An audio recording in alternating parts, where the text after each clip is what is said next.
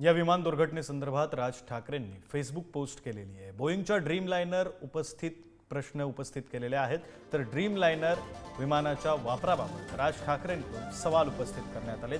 ड्रीमलाइनरच्या खरेदीला सरकारनं परवानगी का दिली? 2020 ते 2023 या काळात अनेकदा या विमानांचं उड्डाण थांबवलेलं आहे, तर मृत्यू पावलेल्या नागरिकांना राज ठाकरेंनी श्रद्धांजली सुद्धा वाहिलेली आहे।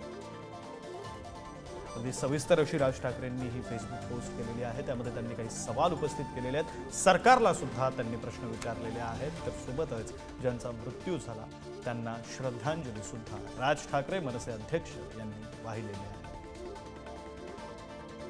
काही लिंक सुद्धा राज ठाकरे यांनी या पोस्टमध्ये जोडलेल्या आहेत। या लिंक बहुतेक राज ठाकरेंनी जे प्रश्न विचारले त्या प्रश्नांसंदर्भातल्या, त्या प्रश्नांना दुजोरा देणाऱ्या अशा या लिंक असाव्यात। काही माहिती, काही डेटा हा त्या लिंकमध्ये असावा, म्हणून त्या लिंक राज ठाकरे यांनी या पोस्टमध्ये जोडलेल्या असाव्या। राज ठाकरे यांनी अहमदाबादमधल्या या भीषण अपघाताविषयी फेसबुक पोस्ट केलेली आहे। सरकारला काही सवाल विचारलेले आहेत। प्रतिनिधी श्रेयस सावंत आपल्यासोबत फोन लाईनवरून जोडले गेलेले आहेत, आपण त्यांच्याशी बोलूया।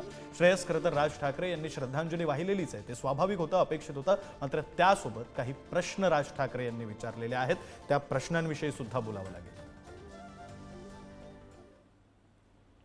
खरं तर आपण बघतोय विक्रांत, अर्थात त्यांनी श्रद्धांजली मनसे अध्यक्ष राज ठाकरेंनी वाहिली, पण अनेक प्रश्न उपस्थित झालेत आणि ते प्रश्न उपस्थित करत असताना त्यांनी 2013चा दाखला किंवा 2020 ते 23चा दाखला हा अनेकदा देण्यात आलाय। जसं ड्रीम लाईनवर असं पण त्यांनी अनेक तक्रारी असं नोंदवलं गेलाय। एक तर बघितलं गेलं तर एकीकडे त्यांनी श्रद्धांजली वाहिली, दुसरीकडे त्यांनी जे प्रवासी आहेत, ज्या गोष्टी आहेत, त्यांच्यावर पण अनेक प्रश्न राज ठाकरेंनी उपस्थित करताना दिसले। बरं, धन्यवाद श्रेयस, तुम्ही दिलेल्या या तपशिलांसाठी। राज ठाकरे यांनी नेमकी पोस्ट काय केलेली आहे आपण ग्राफिक्सच्या माध्यमातून पाहू। बोईंगच्या ड्रीमलाइनर विमानाबद्दल खूप तक्रारी होत्या असं राज ठाकरे यांनी त्यांच्या फेसबुक पोस्टमध्ये म्हटलेलं आहे। 2013ला पहिल्यांदा जपान एअरलाइन्सच्या विमानाला आग लागली। तक्रारींमुळे 2020 ते 2023 या काळात विमानांचं उड्डाण थांबवलं अशी माहिती सुद्धा राज ठाकरे यांनी फेसबुक पोस्टमध्ये दिली आहे। 2013ला भारतात DGCAनं देखील काही काळासाठी या विमानाचं उड्डाण थांबवलं। तक्रारी असूनही आपण ही विमानं का वापरू देत होतो हा सवाल त्यांनी विचारलाय। तक्रारी असूनही एअर इंडियानं 40हून अधिक ड्रीमलाइनर विमानांची ऑर्डर दिली। या सगळ्याला सरकारनं परवानगी का दिली?